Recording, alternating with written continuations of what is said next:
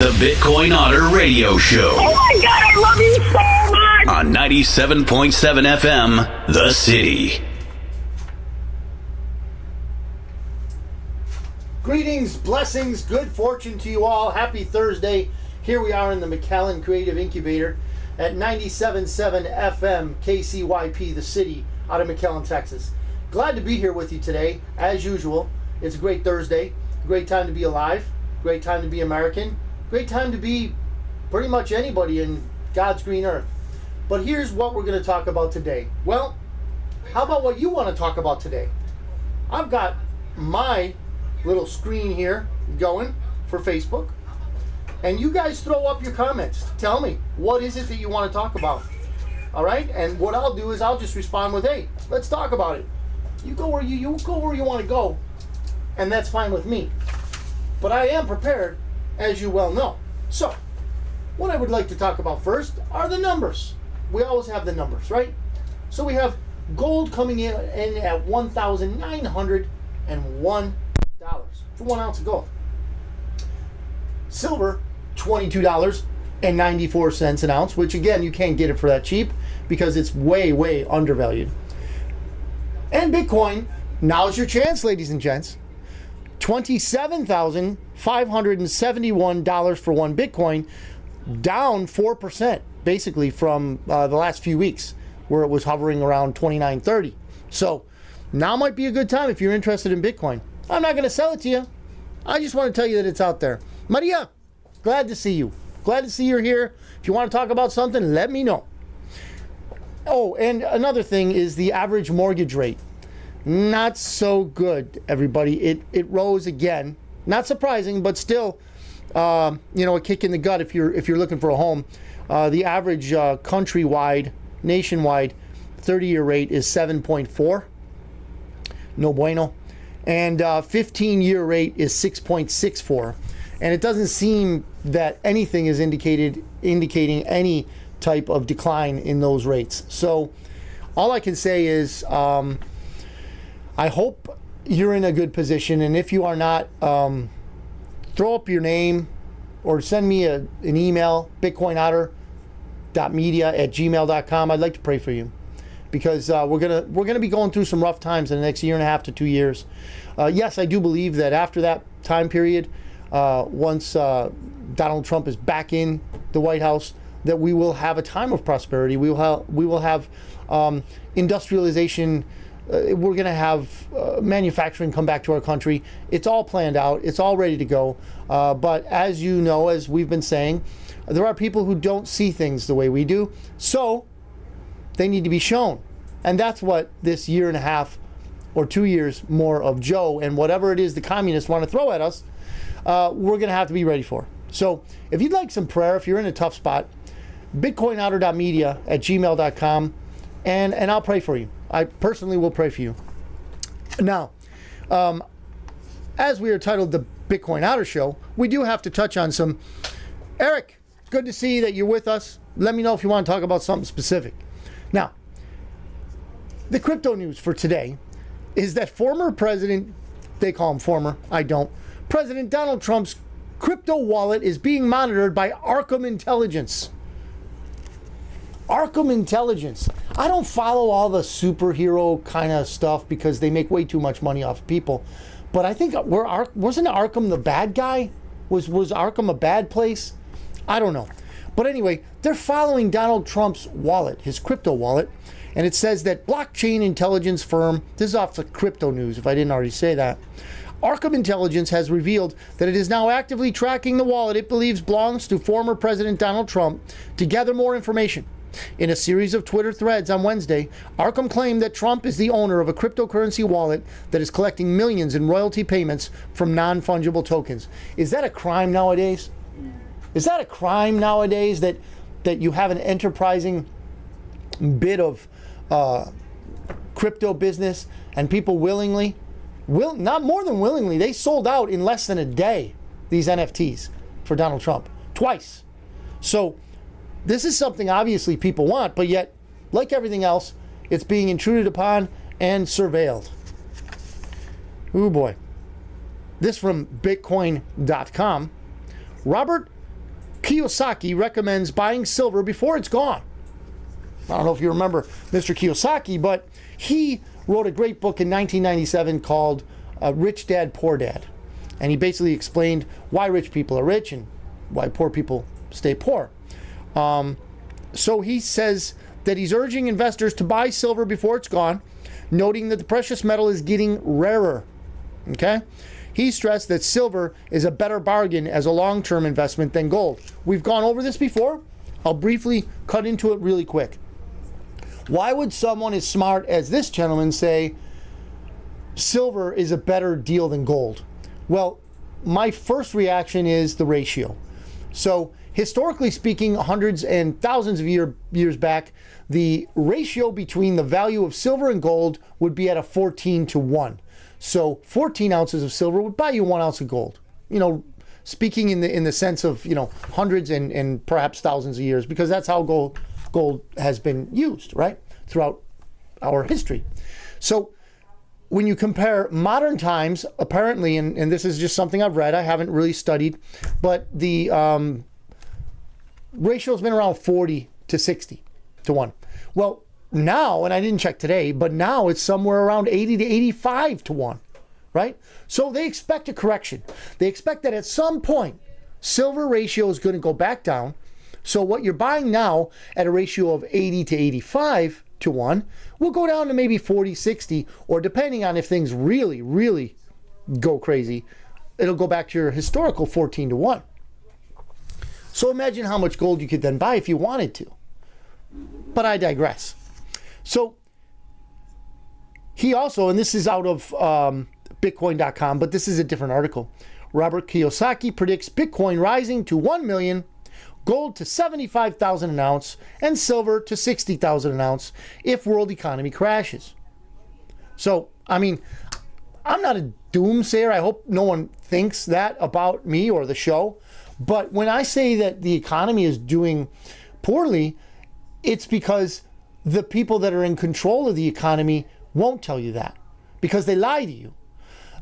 In 2008, they had, who was that guy? Man, I can't remember. I'm blanking on that, but he was the Fed chairman, and he was lying out of his teeth, man. Oh, no, we don't think we're going to have recession. We don't, and bam, it hit you. Why? Because they don't want you to know. Because they don't want you to take measures to protect you and your family. That's why I started this show. One of the reasons why I started this show.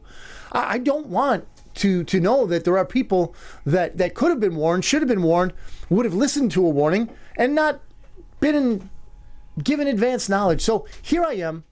Joe's here with us. Joe's son is here with us. Say hi, Joseph. Hello. There we go. So we're here in the studio for one reason right now, to help you out. To make sure that you at least know that something's coming and you can prepare for it. You don't have to. I won't force anyone. I'm not calling your phone. I'm just saying there's an issue out there. There are multiple issues, and there are things you can do. And as Mr.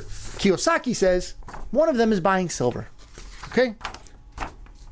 But in the end, it's you. You do you.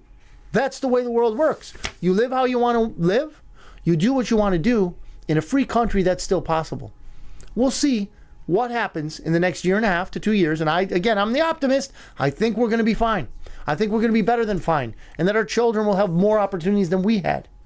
But that's me. You do your own research. You study. I can help you with it. BitcoinOtter.media@gmail.com. I can point you in the right direction if you would like. I got some sources. So I'm willing to help you. But you are the arbiter of truth in your mind. I'm just saying. Tammy, good to see you, Tammy. Glad you could make it today. So, going along with the last story, Mr. Kiyosaki, the author of Rich Dad, Poor Dad, says that he believes that gold going to 75,000 an ounce and silver to 60,000 an ounce if the world economy crashes. Now, I don't have it this week, but China's not doing so well, everybody. China's economy is going poorly also. So we're going to see what happens. But if you want to say the world economy, yeah, it's possible, although the BRICS nations Brazil, Russia, India, China, South Africa, and many more now have joined, including Saudi Arabia and Mexico that are applying currently. I don't think they've been accepted yet, but I don't see why they wouldn't be. They are doing something about it. They are creating a new currency for their trading bloc. They are making advances toward a better economy. Here in the West, not so much. So, this is still from the same article. Noting that he has been saying for years that gold and silver are God's money, while Bitcoin is the people's money. That's interesting. I like that. The famous author wrote, bad news. If stock and bond markets crash, gold and silver skyrocket. Worse news. If world economy crashes, Bitcoin will rise to 1 million, gold to 75,000, and silver to 60,000. Take it with a grain of salt, ladies and gentlemen. He's just one man. Thanks, Tammy. He's just one man. However, he's a smart guy, and he knows what he's talking about. If you've ever read his books, they're good. They're good. Robert Kiyosaki, and the best way to find him would be looking up his book, his best, well, maybe not his best, but his biggest, Rich Dad, Poor Dad. So check that out when you get a chance. And this is from the Gateway Pundit, everybody. Everybody knows about this now, except for maybe Joe, that there was a huge fire in Maui. And I don't know exactly how to pronounce that town, Laina or something like that. But Maui resident says we were winning against fires until water shut off. Hey, Joe, you know they shut the water off during a record fire? Someone shut the water off. Might have been the same person who disabled the emergency sirens, so people didn't know. Or maybe it was the people that ordered the residents back into the town while evacuating civilians in buses. I shouldn't say civilians, tourists in buses. Forcing the residents to go back into a fire disaster, yet evacuating, using buses, tourists. You smell a rat, Joe? I smell a rat. Why? And then the Gateway Pundit today comes out with this title that says, Maui resident says we were winning against fires until the water shut off. They shut off the water? Why would they do that? Why would somebody make a disaster worse? Or maybe we ought to think along these lines. Why would someone make a disaster? Huh? You think? I might be crazy. If so, I'm not the only one, ladies and gents. I'm not the only crazy one, because there's a lot of people who think there's a rat involved, or many rats involved in this horrible tragedy in Hawaii. Why do I say that? And we're going to get into this a little bit more. Zero Hedge has an article on this. Just hang on a little bit and you'll see what I mean. So a Maui resident told several news outlets, you can find this I'm sure if you look, the water was shut off while he and other members of the Maui community were battling fires. So there they are battling for their lives, their homes, their neighbors' homes and lives, and somebody decided to shut off the water, man. Just shut off the water. Wasn't because his hose melted. Wasn't because, just couldn't get the water to the people. It was just somebody shut it off. Yeah, ladies and gentlemen, it gets crazy, but we're winning. I know it doesn't look that way, but we're winning. Tell that to the people of Maui, right? Yeah, well, my heart goes out to them. We do need to pray for them.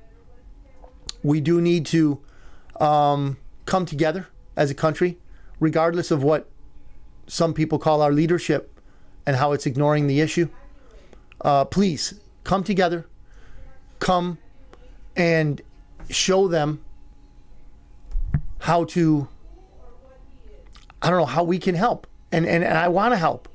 But even that was complicated because it was disaster stuff. They wouldn't send the disaster stuff. They wouldn't send aid unless it was from official channels like the Red Cross. And we may have spoken about it before, but the Red Cross is not a clean agency. Not whatsoever. So what is it that they wanted to put these people through? I don't know. That's just me. I won't dwell on it. Maybe if I have some more solid information, I'll come back with it. But Here's one that might interest you. Harvard University encourages students to go on food stamps while sitting on $53 million endowment. So as you know, if you go to Harvard, if you go to any school, which I never went to, you'll be able to give in perpetuity to the alumni fund, right? Well, I guess the people of Harvard University have done well for themselves. So Harvard has amassed $53 billion in some, rainy day fund. Yet they're encouraging their students, actually showing them how to go on food stamps. They really care, don't they, ladies and gentlemen? They really care about today's youth.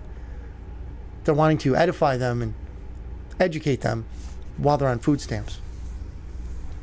Harvard would prefer that their students get food assistance from American taxpayers than from the massive tax-free nest egg they're saving for a rainy day.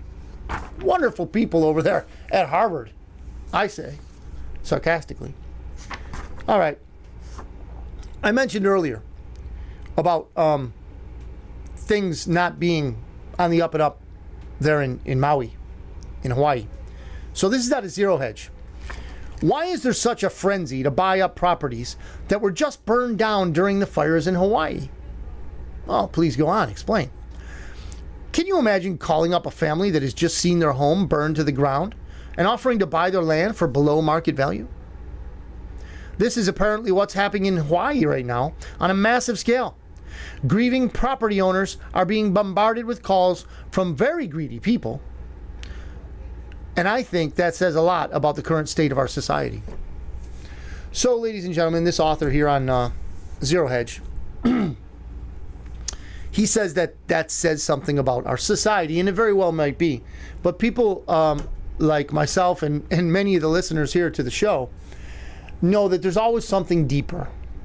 There's always something below the surface that if you are able to scratch into the surface and see what the deeper issue is, you'll see that it's much more malignant, much more evil, sinister than whatever the surface story is. So that underbelly of the Maui fires has many twists and turns, none of which are confirmed. But the most obvious is, hey, how did it start? And the biggest thing in so-called conspiracy circles, which if I were to put money on someone, I would put it on someone being right. I would put it 100% of the time on a conspiracy theorist as opposed to a journalist. Because journalists have not been right in many years about anything. Yet conspiracy theorists are hitting it ding, ding, ding, in the middle, winner, winner, chicken dinner. Just saying. So, we believe that it's quite possible that a direct energy weapon, is what caused some of those fires. Why? Well, in the fires previously, like California fires or fires in other places that were inconsistent, meaning the house will burn down, but the tree next to it doesn't. Or the car will burn, the house is okay, or the car next to it didn't burn. In a parking lot full of cars, only certain cars interspersed, not together, burn. Things like that, okay? Things that just don't mesh with, logical patterns of fire movement. So, the other thing is that a group of ugly, super greedy people are either behind it or taking advantage of it, because the locals there, I want to say that the article I read, and it might have been the Zero Hedge article, that when they got into, and some of them are probably generational, so who knows what the value was of the home, but it went in the last few years from somewhere around $300,000 to $600,000 for the average home to about $1 million. Yeah, so those are very valuable properties, and the word that we're getting is that BlackRock is perched for insertion. So that's never a good thing. That's never a good company. That's never anything as a normal person you want to hear. So these people have just lost their homes and they're getting calls about selling. And then the nonsensical non-evacuation orders. The siren didn't work. We're going to have to dig in on this one for a while. It's sad. It's a tragedy. But unfortunately, the response is not surprising because these things are happening more and more, ladies and gents. And they might happen more frequently in the next year and a half to 2 years. Am I saying that to scare people? No. I'm saying let's be prepared. Let's buy a little bit extra at the grocery store, right? You're worried about finances, losing your job? Let's get out of debt. Let's do our best anyway. Maybe not buy that new vehicle. Maybe not get into that new loan. If you can help it. I know that these times are crazy. If you're one of those people that's not making a lot, you've probably dipped into your credit card to pay bills. Last week on the show, we announced that the $1 trillion mark was reached in debt. Yeah, $1 trillion on people's credit cards. This wasn't corporate. This was private. It's crazy, ladies and gents. It's crazy. Now, here's some good news. Coming about the midpoint here. Here's some good news. I want everybody to know I got another new hero. Okay? We had a hero last week. We got another hero this week. Okay? Last week's hero, Jan Helper Hayes. She told everybody the real shot. She told everybody what really to expect from the Trump candidacy. Okay? And what's really going on. Check out last week's show, or if you want a few more sources, bitcoinotter.media@gmail.com. Now, here's my new hero for today. Not to say that Jan Helper Hayes or any of the others have gone away. This is just a new one that I'm adding to the collection here. Argentina's leading presidential candidate vows to shut down thieving central bank. Oh, a man after my own heart. I'm not gay, not saying it's a bad thing, but if I was, I might be moving to Argentina, but I'm not. Anyway, central banks are divided in 4 categories, says this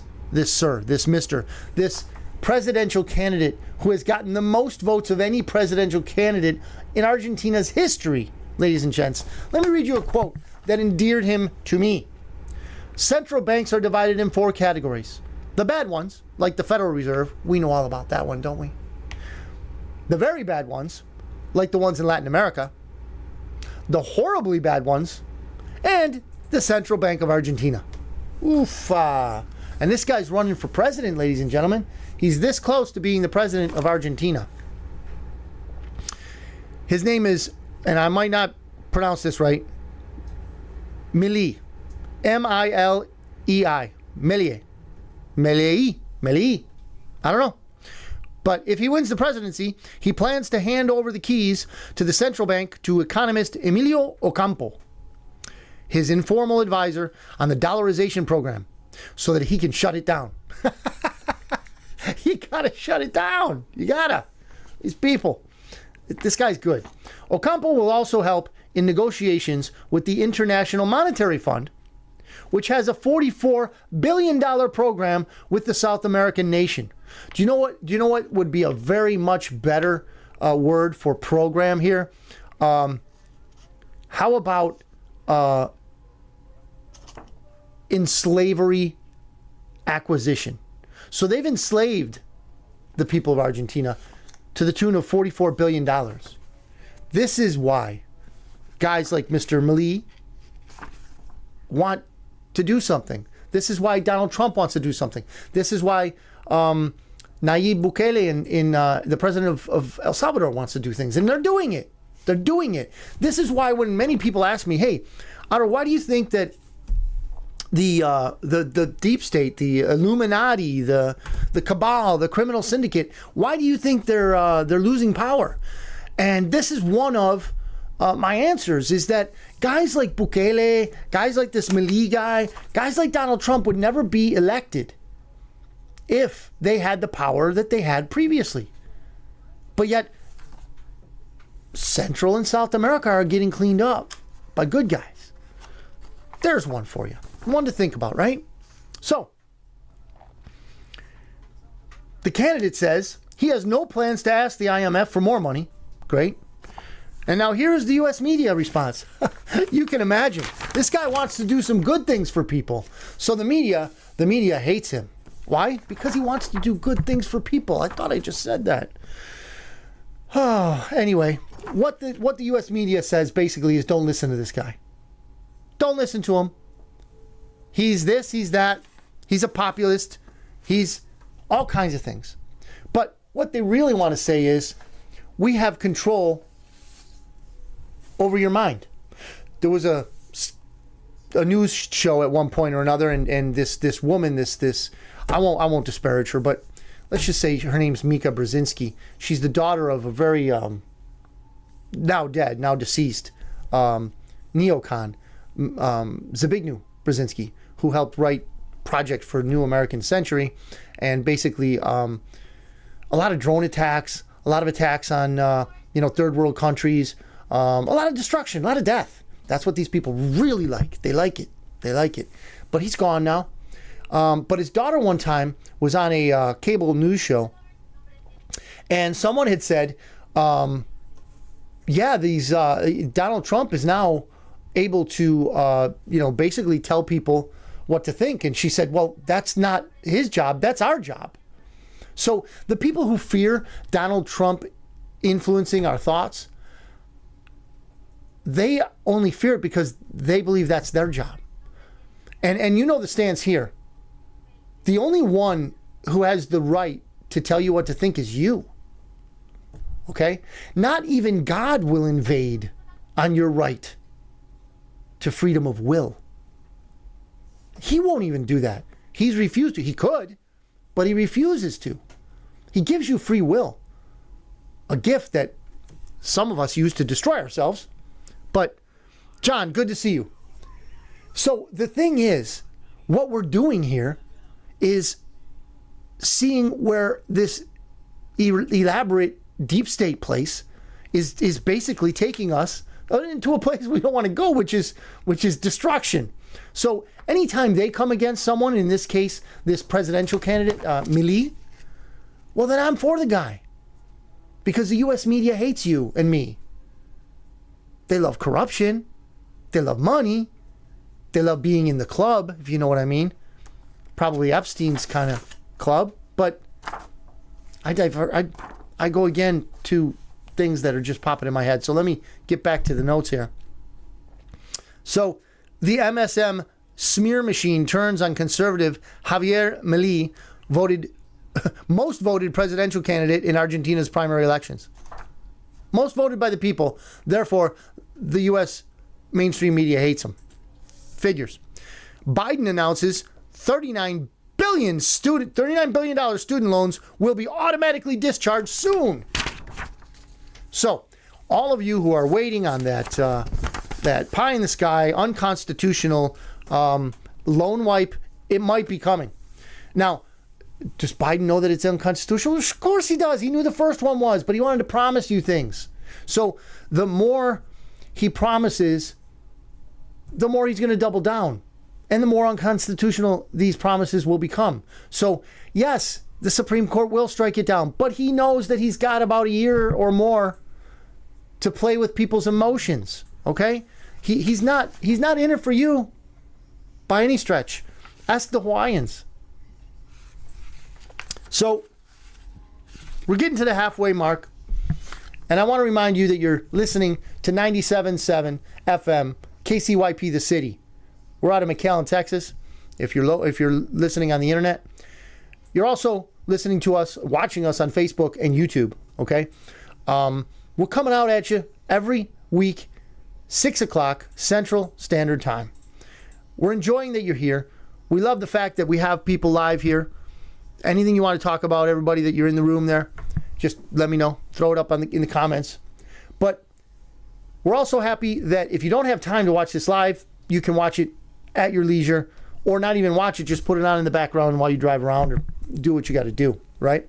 So I really much appreciate your time, and I won't take too much of it. But what I want to say is we want to be there for you if you need help. I'm not in a great position myself financially to help you financially, But what I can help you with is information. Hit me up on bitcoinotter.media@gmail.com, and I'll help you get information. I've been studying the conditions of our economy for a long time now. I'm not an economist, certainly not a financial advisor by any stretch of the imagination, so I won't advise you financially.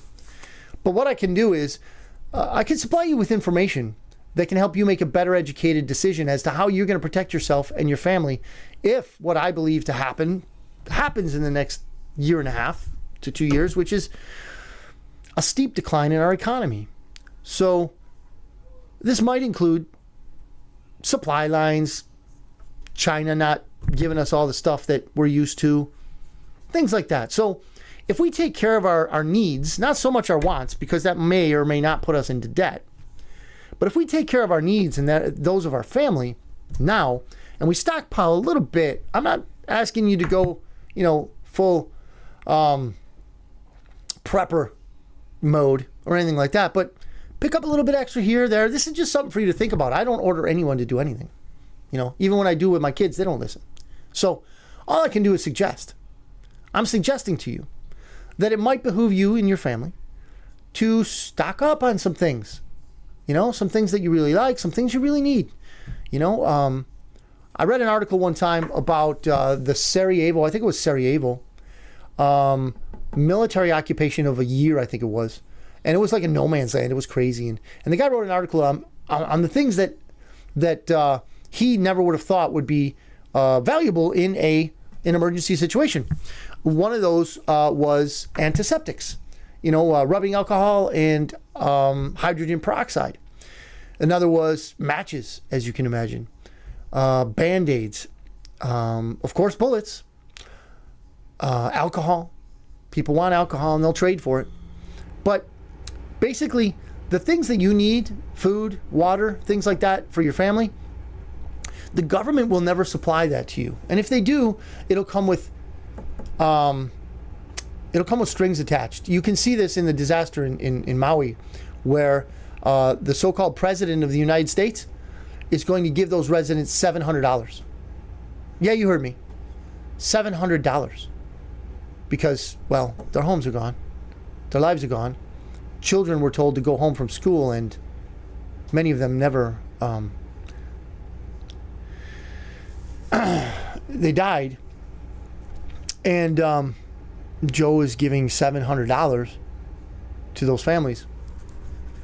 So the obvious comparison is, what is he giving to Ukraine? And I don't want to go into this too far because it's not at all entertaining. But just think about it. Do your own math. But that being said, our purpose here is not to scare you, is not to bring impending doom upon you and your family. It is to help you be aware, help you be prepared. And I've mentioned the economic ninja many times. I can give him credit all day long. But he's got a great tagline. It's don't be scared, be prepared. And that's what we're looking for. But part of the mission that I believe that a little while ago, a couple years ago, God has put me on the mission in 2021 of alerting people, letting people know what's going on. So that's what I'm doing here. I'm trying to do it in an entertaining way, and hopefully I keep your interest. So, middle class meltdown. More bad news, right? Thanks to the reckless policies of our leaders, average Americans are in huge trouble. I won't go in anymore. We've gone on that stuff for a while, and the events of our week haven't really been those that we can say, yeah, our country's on the right track. Things are turning around. But what I am here to tell you, whether you believe me or not, that's on you. It's your choice.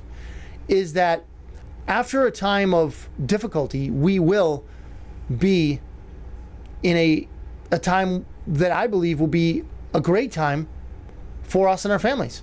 We just have to go through this low point, okay? And we're going through it now, but we don't have to go through it alone, okay? First of all, we have God with us. Now, you don't have to choose God because he doesn't make you do anything.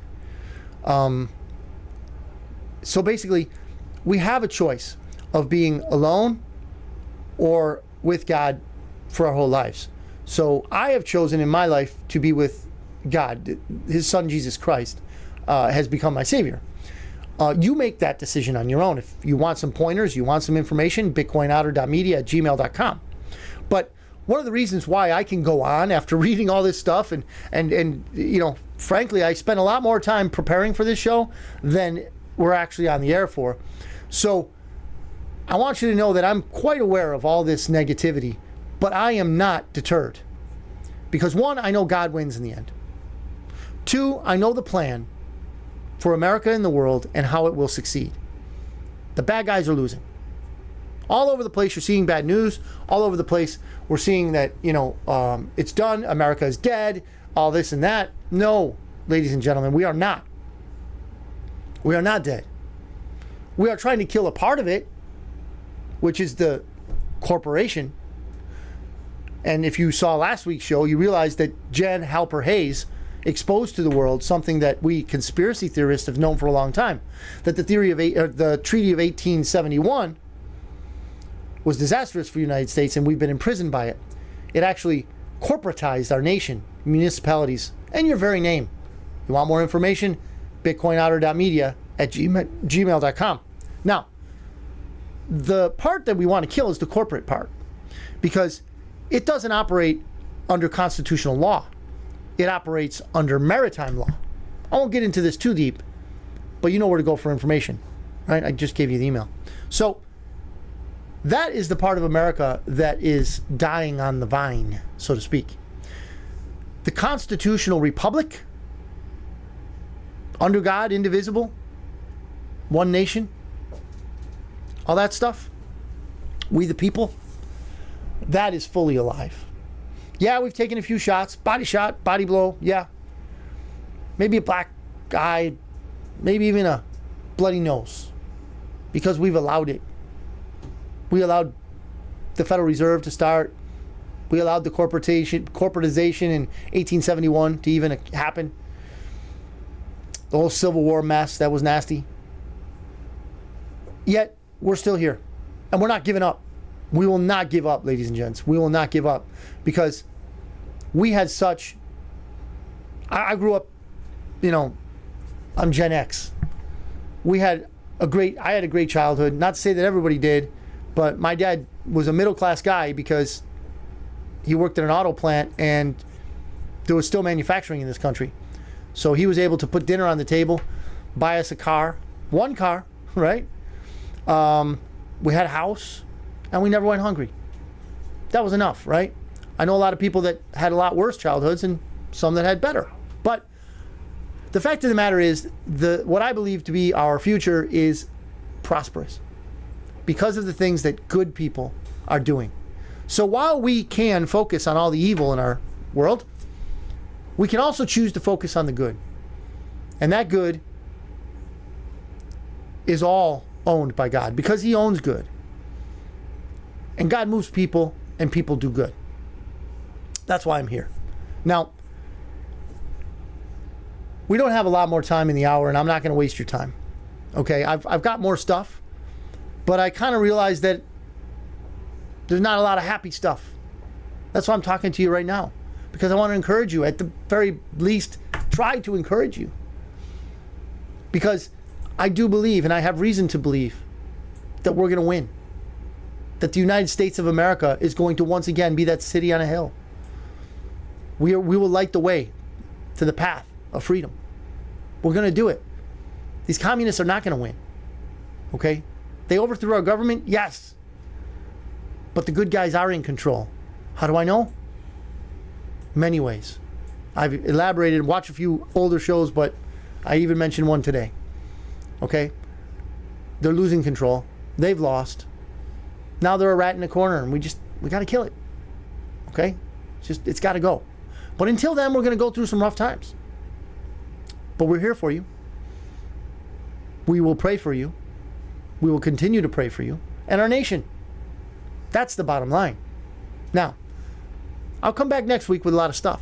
If you want me to talk about something specific, bitcoinotter.media@gmail.com will get you that opportunity.